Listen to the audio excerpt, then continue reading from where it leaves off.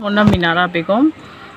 মই এই মানস সোসাইটিৰ ফাউণ্ডাৰ আৰু এই অৰ্গেনাইজেশ্যনখিনি মই মোৰ নেতৃত্বত এইটো গঠন কৰি দিলোঁ। মই এটা কমিটমেণ্ট দিছিলোঁ যে ইয়াতে মহিলাবিলাকে যিহেতু আৰু বহুত আগবাঢ়িবলগীয়া আছে শিক্ষাৰ ক্ষেত্ৰত বা কালচাৰেলৰ ক্ষেত্ৰত বা স্পৰ্টছত, তো মই সেইকাৰণে নতুনকৈ ভাবিছোঁ যে ইয়াতে যদি কিবা এটা কৰা যায় মহিলাবিলাকৰ কাৰণে বা ইউথৰ কাৰণে, নিবনুৱা যুৱক যুৱতী বা শিক্ষিত যুৱক যুৱতীবিলাকৰ কাৰণে, এই উদ্দেশ্যই আমাৰ এই ছ'চাইটিটো মেইন উদ্দেশ্য হৈছে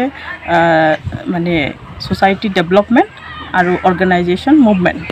তো এইখিনিয়ে আমাৰ উদ্দেশ্য আছিল। আৰু ধৰক আমাৰ সমাজত বহুত 14 বছৰীয়া আমাৰ অসমৰ মুখ্যমন্ত্ৰীও কৈ আছে এই একেটাই কথা যে বাল্য বিবাহ এটা বহুত অপৰাধ, ডাঙৰ অপৰাধ। কাৰণ বহুতে ভুক্তভোগী হৈছে। কাৰণ মই আজি বহুত বছৰ ধৰি ক্লাছ 9ৰ পৰাই সমাজ সেৱা কৰি আছোঁ। তো আজি দেখা পাইছোঁ আমি আমাৰ কিছুমান মহিলাবিলাক শিক্ষাৰ অভাৱত ধৰক কিছুমানে পলাই যায়, নিজে বিবাহ হয়, আৰু হোৱাৰ পিছত যেতিয়া 2-3টা ল'ৰা ছোৱালী হয়, বোলে হাজবেণ্ড ক'ত গ'ল, বেলেগ মাইকী লৈ কেৰালা গুচি গ'ল। তো এইবিলাক ধৰণৰ কাৰণত আমি বহুতো আশা কৰিছোঁ যাতে এনেকুৱা নহয়, আমি আগবাঢ়ি যাম। সমাজৰ ভালৰ কাৰণে আমি এই অৰ্গেনাইজেশ্যনটো খুলিছোঁ।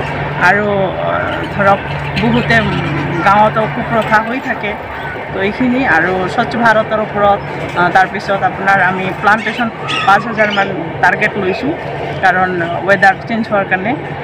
তো সেইখিনিয়ে। আৰু আমি স্কিল ডেভেলপমেণ্টৰ কাৰণেও বহুত কাম কৰিম। মহিলাবিলাকৰ ফেঞ্চি ডিজাইনিঙে হওক বা কাটিং টেইলাৰিঙে হওক, কম্পিউটাৰ ট্ৰেইনিঙে হওক, বহুতো যিবিলাক আঁচনি আছে জনকল্যাণমূলক, এইবিলাকো আমি ৰাইজৰ মাজত আগুৱাই দিবলৈ প্ৰয়াস কৰোঁ। কিমান চনত